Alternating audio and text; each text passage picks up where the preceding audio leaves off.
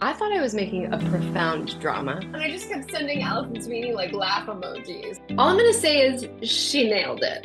You're not going to save the person's day, but it's a breath. And she showed up in hair and makeup. That's my dream, dream, dream. That's what we're working towards.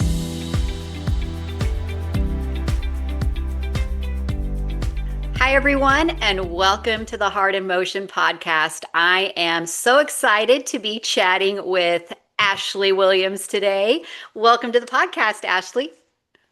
Stephanie, thank you so much for having me. I'm so happy to be here. Thanks. I know it was a little tricky with my schedule, but I'm grateful that we made the time. There's always something to talk about. When you're acting and producing and writing and directing, there's always fun things to talk about. So No, we don't get bored. We're way too female for that.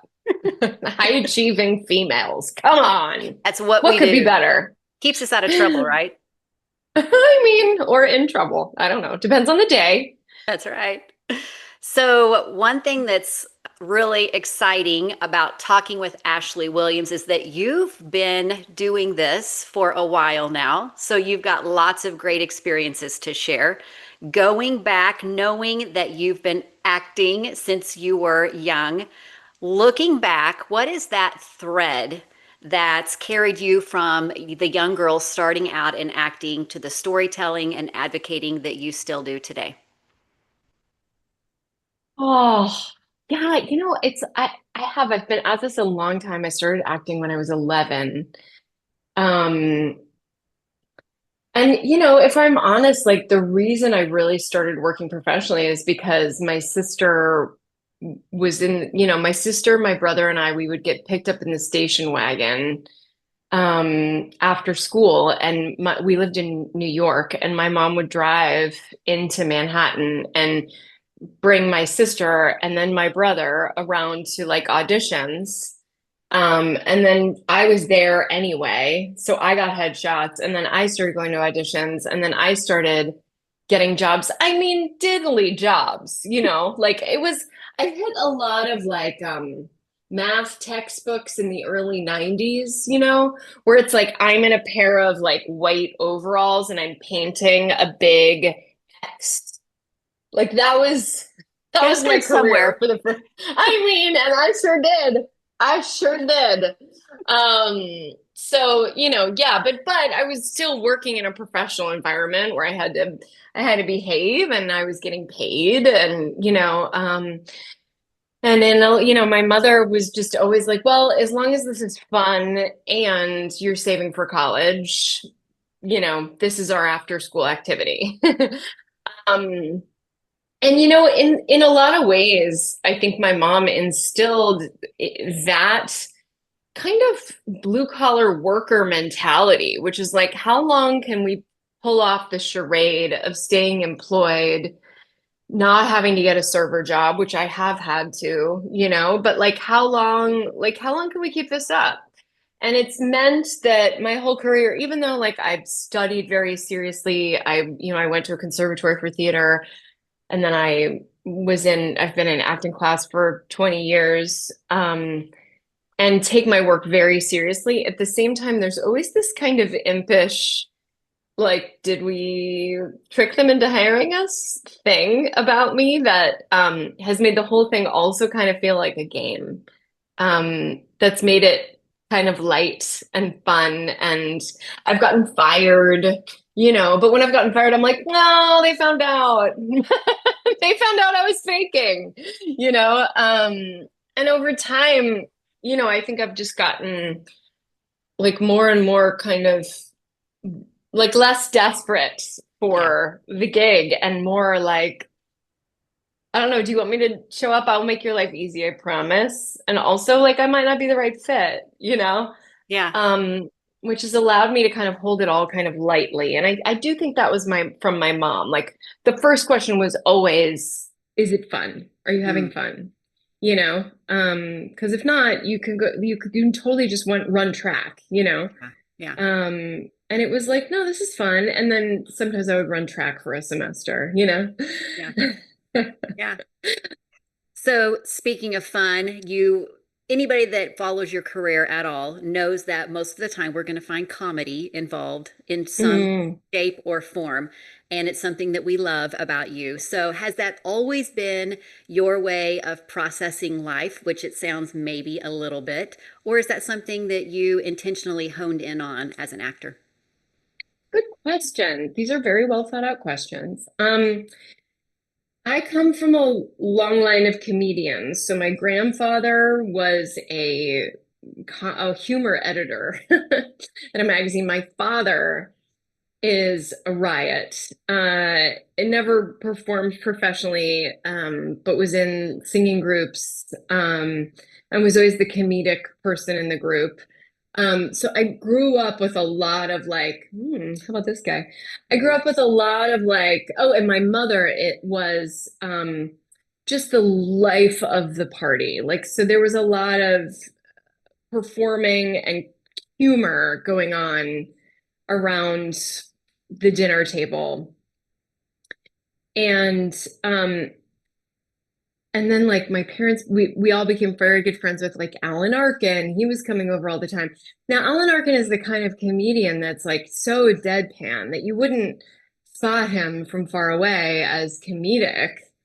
And yet there's just nobody funnier. And I think one of the things just from studying him at a young age that I was taught was like comedy is very serious, and the higher the stakes, the funnier it is.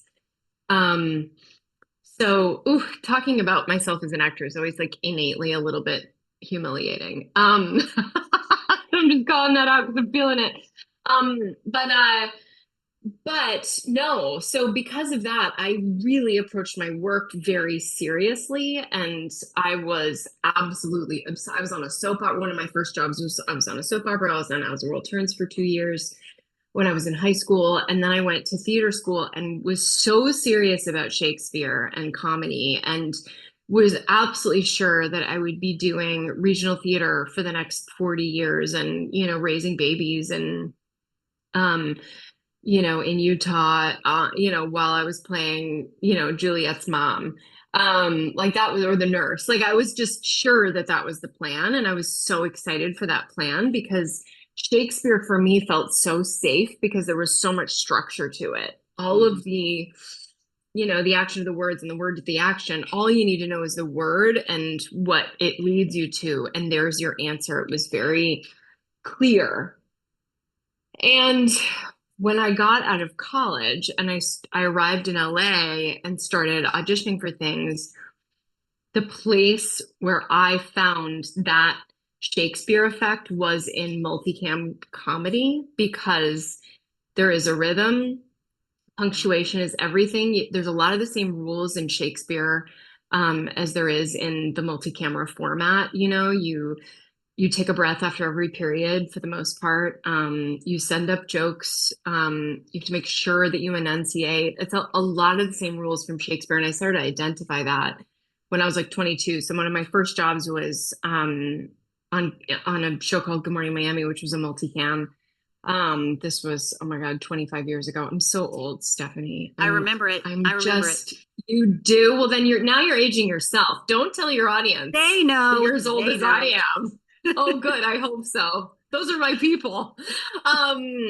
So, and it was the multicam format was something that felt safe to me in a lot of ways because I really understood it because of my studying of Shakespeare. So then I began to look after the sitcom ended, I began to look at all of my work from a comedic standpoint. And it actually ended up like really helping me. Like I remember I did this show called Huff, which was on Showtime with Hank Azaria a million years ago. And she was like a pretty serious girl. Like she was troubled. Honestly, I can't really remember, but I remember her being super troubled. But I was able to find the comedy, and I remember afterwards one of the writers saying to me, like, you were the only one that like made us laugh. And it was such a serious part, and that was why you got the job. And then, funnily enough, I wrote and directed and starred in a short film that actually premiered in Sundance called Meets. You guys can find this short film. It's on Short of the Week. It's called Meets. It, yeah, did very well. But my hand to God, when I made this movie, I thought I was making a profound drama. But the premiere at Sundance, to my great surprise, the audience was howling with laughter. And I truly did not know it was funny until I was like, oh. And everyone's like, so, it's what was it like to make a comedy short? And I was like, I mean, I'm just a comedy person. But I did not mean to make a comedy. So at this point now, I feel like, much to like, my younger self, like the more serious I take something, and the more intensely I play it, the more funny it ends up being, Yeah. even if I don't mean for it to, Yeah. But if it's part of you, so There's no way around it. Like yeah, I find life to be hilarious. yeah. So if you put me in a storytelling situation, I'm going to identify which parts are absolutely ridiculous. I think as you get older, you've got to find the laughter in the moment. You have to. Right? So Life is way too complicated to not, find the humor in. And honestly sad. Like life is really just absolutely devastating. So, yeah, that's definitely not only what I do with my career, but also like definitely what I do with my life. So I'm watching the other night to Barcelona Forever again, speaking of comedy. And um, it was just so neat in that 1 minute there's a lot of laughter going on, and then you were so good at just shifting into I loved the moments with her uh, mother-in-law to be maybe down the road, just the sweet Mhm. moments there. And the whole idea of that project, if we can talk about that a little bit, I go back to we most of us that have seen that series, those two movies, know that this was just this brainchild that came out of nowhere at 1 o'clock Yeah. in the morning. And Allison Sweeney walks by and you ask her, hey, do you speak a language, a foreign language? Spanish? Great, it's going to be in Barcelona. So, what was that experience like when you're sitting there and all of a sudden you dream up this idea and Allie walks up at just the right time, right place, and there's this new project in front of you? What was that moment? Yeah. I mean, by the way, shout out to you and your audience because it is true. Like when we're promoting these movies, we tell the same stories over and over and over again. And at times I've been like, I've told this story a million times, and people are like, it's a good story, just tell it anyway. Or we haven't heard you tell it, or da da da. Da. So thank you to you, Stephanie, and your listeners for putting up with the fact that I have told that story probably one too many times. But yeah, it really it was kind of that like coincidental. And I had just watched Julie Sherman Wolf's the Rockefeller, nope, yeah, Rockettes movie. Oh, yeah. Um, and really enjoyed it. And Hallmark is such a wild and wonderful place to work.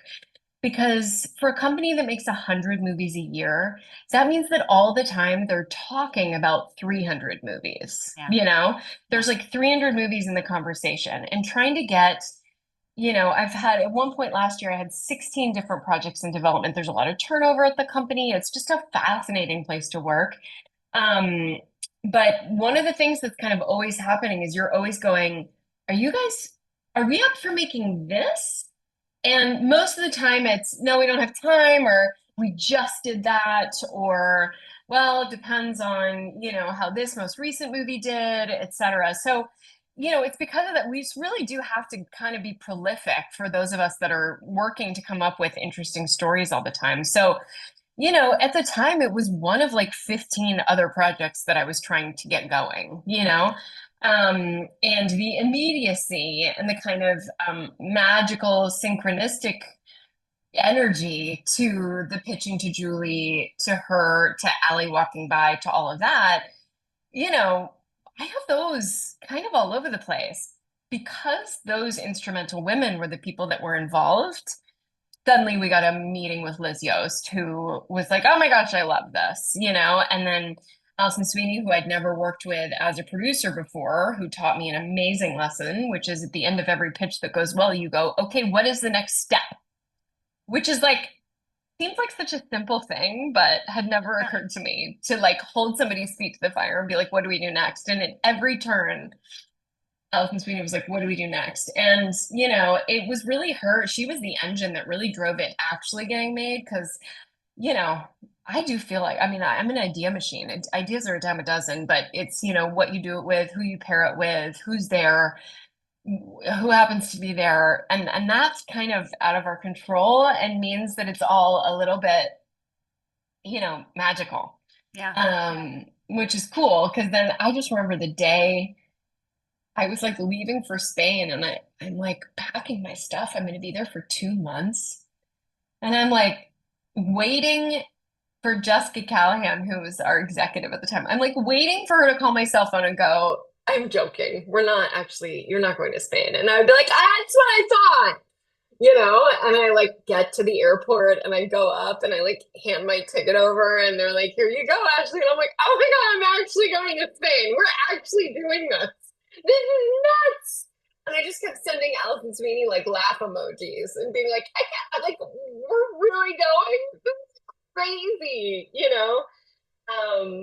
It's really one of those like pinch you. And now in hindsight, I'm like, I can't believe we did that. Like, we went to Spain and we made movies and they aired and people loved them. It's They were so so cool. good. But you had done, you had Two Tickets to Paradise. That was shot in Hawaii, right?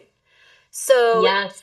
this one's different. You're going to Spain. Hallmark says, yeah, we not only want one movie, we want two movies. What's it like doing, because you've done several movies of the week, going to Spain, doing this destination movie? How does that change the dynamic of doing a Hallmark movie of the week when you're there? Yeah, well, when we were in Hawaii, there were a couple of local people who were cast in the movie who were amazing. But this movie was really, these two movies were really far more about immersing ourselves in the culture of Spain and embracing that culture. My character did it through food. I don't know if you noticed that I'm eating nonstop through both movies. Actually, really more movie one is really I'm just like honking food. Um, but yeah, the culture, the Spanish culture is so different from what we do here in the US. And Hawaiian culture is very different than, what we do here in LA, but it is still the US, and the the work ethic in Spain was very different. It was people were really very healthy. Our crew was very healthy about workload. Like they did not want to work more than 9 hours a day. And that is absolutely foreign. Like when I go to Vancouver, I'm getting picked up at 5. I'm on set at 7. We're wrapping at 7:30, and then I'm home by 9. And then I have to shower, take off my eyelashes, go to sleep, and then I get picked up again at 5. And I do that. You do that for 15 days in a row. And I turn into like a different person. I'm just like a work machine, where all I'm doing is memorizing lines or taking a shower when I'm home. Like I'm wearing I'm just like putting the same clothes back on. I'm just a workhorse. And that side of me didn't come out as much in Spain. Like we went out to dinner. Um, I would like go for a jog after work at night, um, like jogging on Las Ramblas and, because you'd wrap at 6 p.m. Like when does that happen? Go to sleep at 9, 8:30, 9. I mean, it was just dreamy. There's coffee everywhere. That in and of Um, itself. yeah. And in general, I would say like the attitude of the crew was far more sort of healthy and balanced than I would say in the North in North America. It was their weekends were their weekends. Their lunches they would go and like nap, and it would be a solid hour of lunch, and they'd nap and they'd smoke cigarettes and they'd hang out and talk and they'd fight about politics. And, and in Vancouver, it's like you got a tight 20 minutes. You got to go nap, you have to go to the bathroom, you have to brush your teeth, and you're back on set, and you sort of eat the whole time. Yeah. So it was really neat to immerse ourselves in that culture. And I think it's one of the things we played with tonally in the story, which was a fun and sort of a different color for us, to play around with. And ultimately these two women really bond, as they fall in love with, well, my character really falls in love with Spain and bonds with, her translator essentially. And Spain becomes integral to the journey that they take together and is sort of the basis for their friendship. And I love Hallmark movies that are based around a female friendship. Yeah. I think that's the very best of us. So I'm proud of that. I love that, you know? Julie Sherman Wolf, and I visited with her, she said that she wrote knowing, I mean, she knew sometimes you don't know who's going to be cast when you're writing. In this case, she knew. So she knew how to write for you and Allison. So knowing that, and she's, developing this friendship between Anna and Erica, what was that like? To develop that friendship, knowing we still got these romances going out here, but we really want to, and we've seen that so much from Hallmark lately, where they're really tapping in to that. And maybe it's just because we need more of that in life, but it resonates with Mhm. us that how important the romance is great, but the friendships are so valuable, important. What was that like? Yeah, well, I've loved Allison Sweeney for so many years. She she's like a serious powerhouse when it comes to her career. And I was directing a movie and working with somebody that she had worked with, and I was having a really hard time working with this person, and I hardly knew her. I think I'd had dinner with her at a couple of events, but I hardly knew her. And forgive me if I think I've told this story before. Tell it again. All right. Um, so I DM'd her on Instagram and I said, "Hey, I hear that you've worked with this person that I'm working with. Is there any chance they'll give me a call and give me some advice?" And within 5 minutes, she was calling my cell phone. And it's intense when you slide into someone's DMs. Like, she doesn't know if I'm weird, and I am weird. So lucky her. Um, she called me and we had a very like frank conversation. And then I didn't know this, but then she called around to a bunch of people working around this complicated person that I was working with and was like, "Please help Ashley with this relationship. We've all been there with this person, da da da da." And that kind of woman who makes calls on your behalf and speaks up in rooms you're not in and advocates for you and also is there on a random day to go, "Oh, I know, I know, I know." Like life is too hard and short for us to navigate difficult people alone. Yeah. Um, and for her to come to my aid, she got nothing from me for that. That was just genuine, like generosity of spirit. Um, and I never forgot it. And then so I started like pseudo bugging her all the time and being like, "Hi, I love you. Hi, how are you? Hi, how is it going?" And we would like leave each other messages on this app called Marco Polo, um, and then we would still see each other at these Hallmark events. She was always like a safe person to like sit next to. Yeah. Um, and anyway, then the craziest thing was that that movie, that short film Meets that I told you about earlier, was premiering at Sundance, and I just invited Allie to come. Um, but the premiere, it's Sundance. The premiere was at 9:30 in the morning, and she showed up in hair and makeup. I mean, What a gal. I mean, that's real. Yeah. Like that's real. Like she had no reason to do that. She was just being really nice. Yeah. So I pledged allegiance and was like, we're going to do something magical together, at some Yeah. point. I don't know when. And if she hadn't, spoken a different language, it might not have been the Barcelona movies. It was the Might moment. have been There we something go. else. It was the moment. Yeah. Yeah. So, you've shared about Allison and, just that giving nature of her, but she's not the only one. So you've got this amazing program called Make Her Mark that has been so cool to follow. And I'm just curious, can you share a little bit about that? And what's surprised you about watching these women that have came in and just been able to kind of find a little bit more of that dream that they have of directing movies or series?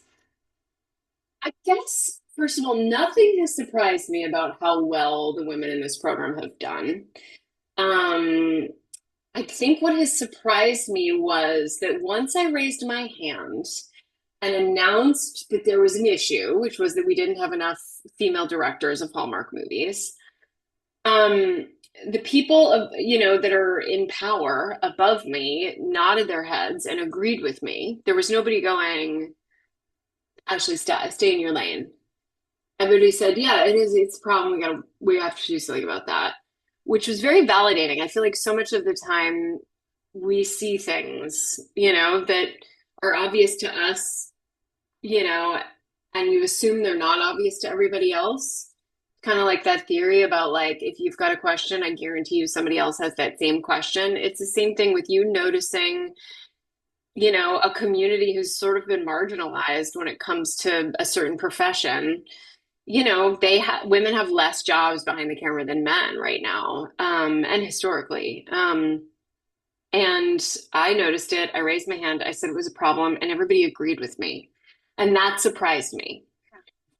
And then when I proposed a very complicated, innovate, like very outside the box idea, and made a ornate PowerPoint presentation and wouldn't shut up about it and asked for a meeting with basically everybody at the company to pitch this program. Um, Across the board, every single person was into it and encouraging of me. And if I'm honest, I get a lot of ideas. And as a woman, a lot of the time I'm like, oh, there's nothing I can do about that. Yeah, I know. You know what? Life isn't fair. You know, it's kind of like there's things like at my kids are in public school and there's certain things at the school that I'm like, are we doing anything about lunches? No? Okay. And there's kind of a universal, no, we're all annoyed about lunch. We've tried, here's what happened, it didn't work. But solving this problem was actually easier than solving the lunch problem at my kid's school because so many people agreed with me and were like, yeah. And then Randy Pope, who, is head of production, I love him more than anything. He is my guiding light, at Hallmark. He makes the world go round. And he and I figured out he really I was there when he realized how we could make the program pay for itself. And um then suddenly we had money. Then we had a 10 where we could draw from so that it was truly a diversity and inclusion program. So the women that go through our program, usually when women want to become a director, they need to be financially stable and be able to drop everything and go shadow for 2 months. Anybody with a normal job can't do that. So if you've got, a mother or somebody who went to film school and she's got her temp job or whatever, she can't shadow. And shadowing is really the pipeline to being able to direct. So we made a way that, we pay our shadows and then we guarantee them a directorial debut. And it's a big deal. There's not a lot of programs, diversity and inclusion programs in the entertainment industry. And I know because I've applied to all of them and been rejected for most of them. There's not a lot of opportunities or in programs where they guarantee employment because it's just too big of an ask. But Yeah. Randy Pope, and we've got this amazing team working right now. Aisha Francis is on the team. And she really has been this sort of direct hands-on, like, let's put this person in this project. Guys, I'm calling it, we're doing it, and it's my job on these meetings. I just had one today. I'm advocating for these women all the time. And then it's scary. People are like, but this project's my baby. I don't want a first time director on it. Or, ooh, but like that one's a little lower budget. Or, ooh, the actress is new. Or, and you have to take a risk hiring somebody who's never done it before. And then you have my solemn vow that they will nail it if they're in my Make Her Mark program. But it's still scary. So, the amount of hard work and conviction of the people on the team right now are what make it happen. And honestly, that does surprise me because this is not an industry right now where our jobs are secure. Most people are unemployed. Most people are having to sell their cars to pay their rent. This is not a good time in our industry. So for people like Randy Pope and Aisha Francis to put their neck out on the line for a first time director who's never done it before, who for all intents and purposes could mess it up. She won't because she's amazing and I only choose amazing people, is a big deal. And that continues to surprise me with the greatest delight. Mm. Can you share, is there a success story that you can share? I can't right now because there will be this Christmas. We've got some really exciting announcements coming this Christmas that haven't been publicly announced yet. Yeah, well, all I'm going to say is she nailed it. That's awesome. So Yeah. do you have, it sounds like this is such a passion for you that I imagine there's like, what's next? Do you have a next step in this program, or is it just to continue to just bring more of these women in? It's funny, like I do try very hard to celebrate the victories because what I do in the program means that, like, truly in so many ways, like all day, every day, I'm fighting for these women. I'm advising them, I'm mentoring them, I'm setting them up with classes, I'm assigning them mentors, I'm sending them books to read, I'm counseling them. Such a bigger job than I could have ever anticipated. So I have to check myself and go, hey, the program's going well. Yeah. Yeah. Because so much of the time I'm like, oh, but we haven't gotten her job yet. Where is her job? I'm calling people and, so for right now, I'm trying to get the women who we did a huge application process in the spring. Those women who have been accepted, about half of them have shadowed, and one of them did her directorial debut, which is going to air this Christmas. And then we have three more that need to direct as soon as possible. So yeah, I'm a little bit in the weeds when it comes to the program. I'm just still in it right now, I mean, what I would like to say, if I can get bird's eye view of what I'm trying to say right now, what I'm trying to say is I have such high hopes for the program. I want in 5 years, I want not every, but half. I want half of the movies directed at Hallmark to be directed by women. I want a female shadow on every movie. And I want for it to have spread, so that we also have mentees for writing. We have mentees for DPing. We have mentees, below the line, above the line. Like if you're making 100 movies a year, you have the opportunity to make every single experience a training ground for a female. Because it is such a male heavy industry and Hallmark's audience is so wonderfully female. And I know that the men won't mind me saying that. And that's my dream, is half and half. half women, half men. That's my dream, dream, dream. That's what we're working towards. That's amazing. I love it. Shifting gears a little bit, and I can't remember if Ooh, also the title of a female directed movie from a Make Her Mark person. Crystal Lowe directed a movie called Shifting Gears. and I loved that one, by the way. So I remember Thank that one. you. Yeah, that was a good one. Um, so I don't know if it was June or July that you made the announcement. I mean, maybe it was July when you and Nikki DeLoach came on Instagram and did an Instagram live. Yeah. And I've shared with you, you know, when I reached out to you that we lost my, this is serious, guys. We're getting ready to talk serious for a minute. Okay. Okay. We I'm here. I'm here. lost my grandfather in May. And so it was kind of fresh still on my mind as I'm watching you guys on your Instagram live and just seeing your passion for Alzheimer's research and the work that you've put into it, the work that Nikki has put into it. And I was like, I've got to reach out because you shared some information about, you know, the dance party. We need to kind of delay it a little bit. Um, but I'm curious, can you share just a little bit about how this particular topic, you know, where this has stemmed in your life and just that advocacy that you have? Because I mean, I'm telling you, I was sitting there listening to your Instagram live and I'm just like moved and I'm crying.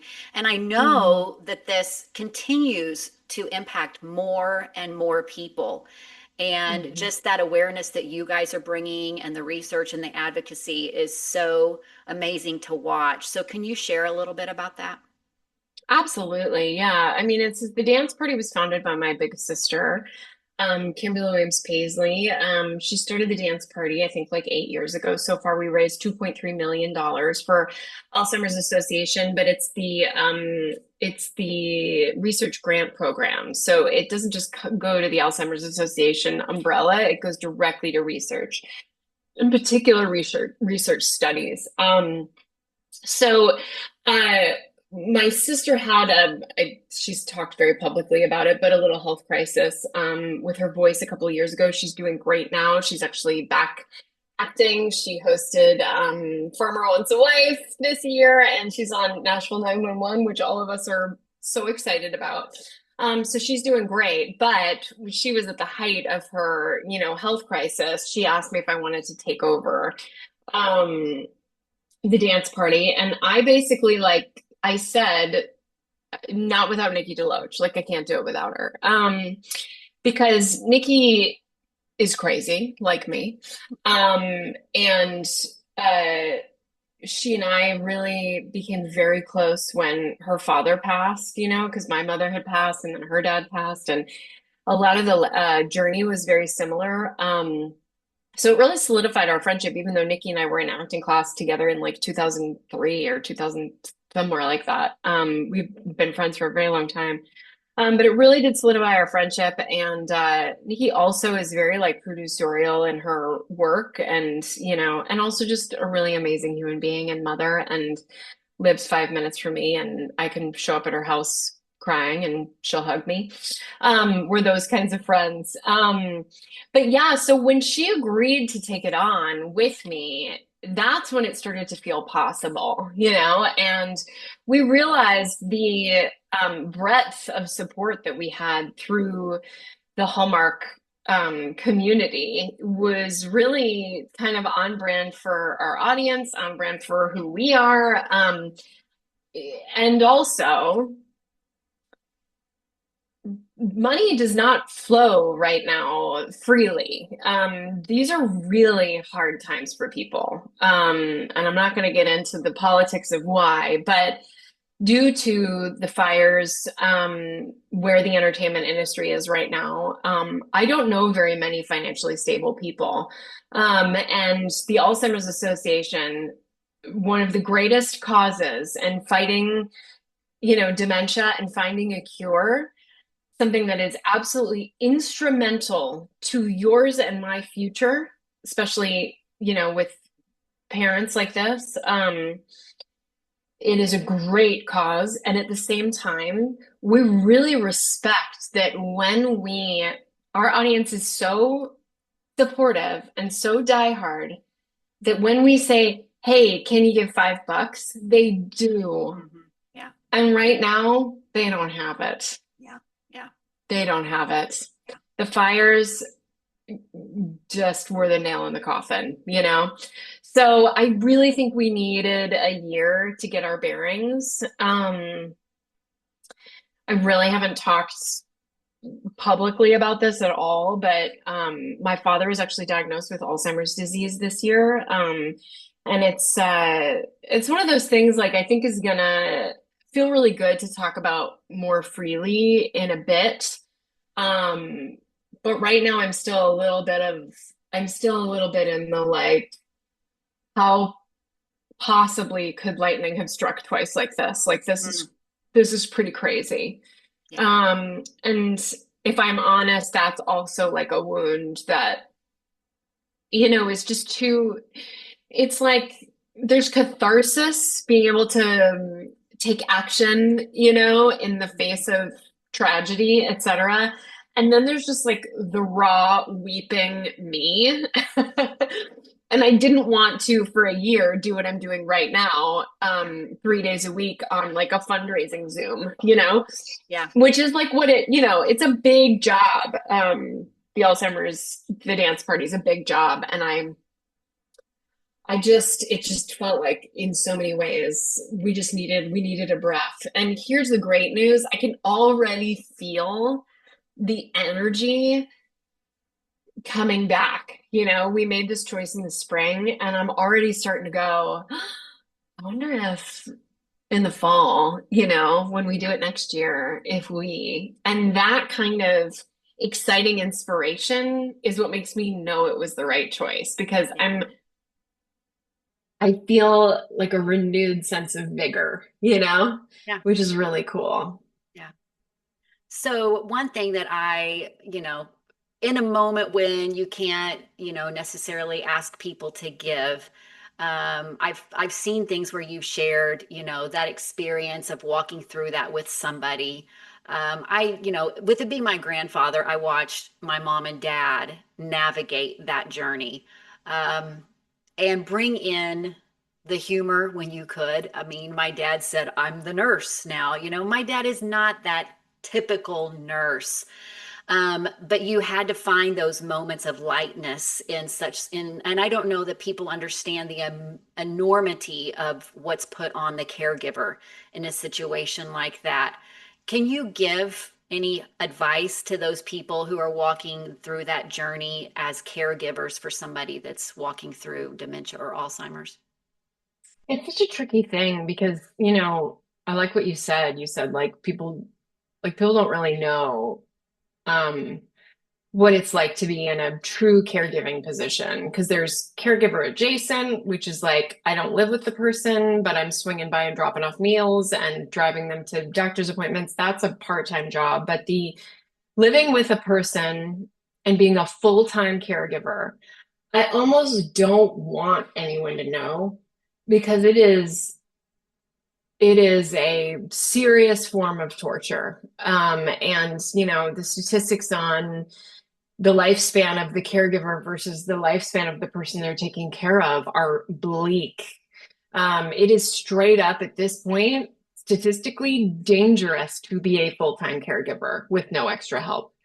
Um, and so it's tricky to spread the word because this is at a time when there's so much devastation, it's nobody wants to talk about this. And I don't blame them. It's not the fun stuff. Um, so in terms of advice, I would say if at all possible, do not do this alone.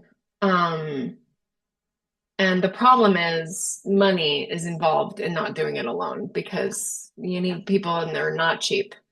And it was a big issue for us, paying somebody to come in to help my dad, et cetera. But, you know, in the, um, in sort of the height of everything falling apart with my mom and dad, my dad was, my mother was just a hilarious, prideful, beautiful, vibrant, I mean, just loud soul. She was so funny. And, um, And my dad worked very hard to preserve her dignity. And that alone was a big job because she became incontinent. Sorry, we're getting into it, but she became incontinent, and just the laundry alone. He was up all night doing it and didn't want her to even know he was doing it. And, was working so hard to sort of tap dance around her own um things that she couldn't do anymore. I don't know what the word is. That he became exhausted, started getting chest pains, he's in his 70s at the time. And, so like there's this one day when he called 911, okay, because he was on the floor and he had chest pains and he was afraid he was having a heart attack. And my mom had been upstairs napping, and he was like, "This is perfect. I'll call the paramedics. She'll be asleep the whole time. She won't be disoriented. It'll be fine." Paramedics arrive. My dad's on the floor in the living room. They come in. And they're asking him the questions. He, of course, isn't having a heart attack. He's having like a whatever it is, like a heart episode, whatever, like a baby heart attack, like a murmur. I don't know, but it wasn't. He was okay. But he's talking to the paramedics, and my mother walks in just a t-shirt with nothing else on. It's what we call Winnie the Poohing it. And she saw all these handsome men in the living room and was like, "Are we having guests?" And just this bit, like, just that's my mother. Just party. It's a party, so excited. And they're all like, "Oh, hello." And she's jovial. And what can I get you to drink? And she has no pants on. She has nothing on from the belly button down. And just everybody was just started giggling, and of course it wasn't laughing at her. It was just very clear what was happening. And it's how like such is life for me, that at this height of this, my father not sleeping, up all night doing laundry and trying desperately to help her with a knife and a fork because she can't do it, and dancing with her and taking her to speech therapy and doing all the things. And then suddenly she's in there and everybody's laughing, and he's having thinks he's having a heart attack. And it's that moment when tears become laughter that to me is the stuff of life. And for people right now living as caregivers, if you can find those moments, those are the moments I feel closest to my mom. Yeah. Or when she goes, "Oh," like she would have said, like, "Oh my God." "Oh shit, what are we doing?"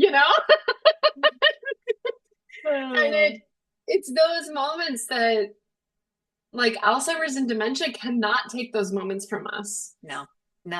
It's the ability to see the light in the darkness. That's so good. I mean, so many things that you're saying, and the dignity part of it, finding those moments where it's like, you can just let them hold on to something that they know and that's part of them, is so powerful. I look at my sister. Yeah. When you've got that adjacent caregiver, it was a night and day thing, it for, my mom and dad. And just in a time when you maybe can't give money, but being that person who says, "I'm going to go over this morning and I'm going to feed them breakfast and let you have the morning off," is so important and powerful for people. Thank you for saying that, because for those of you that are listening that aren't full-time caregivers, but if you know of somebody who is caring for somebody, when like you first had a baby and people would say, like, when you come over to visit the baby, don't stay more than 20 minutes and make sure you put some dishes in the dishwasher. And it's the same rules here. So go over there, bring food, put it in the refrigerator. Don't expect a thank you. Do a load of laundry. What can I fold? What can I do? Do you want to go take a shower? Yeah. Can I hold the baby? Is adjacent to, do you want me to take your mom for a walk so that so that you can take a shower? Or what are you doing for dinner? What's your plan for dinner? Do you want me to defrost something? And those little you're not going to save the person's day, but it's a breath. You're offering a breath. And the breath could be the difference between that person having to call the paramedics later that night because they have chest pains or not. Yeah. It's that those are the moments. So that's another thing. But I also got to say to those people, like, that's really hard too. Like, who has time to go pick up groceries and stop over, and you got to text them ahead of time, and they didn't know you were coming, and didn't like, I get it. Life is so hard.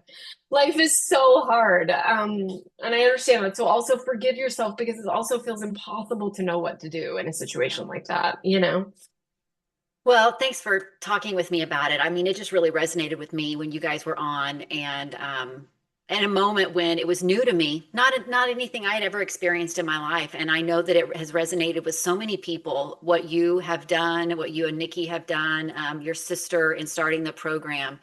It's always like you act, you produce, you direct, and then you do this. And it's like, it's so amazing when we can see, you guys out there doing these movie of the weeks, but then to know that there's a compassion that just reaches the human heart, I think is so powerful. So thank you for doing that.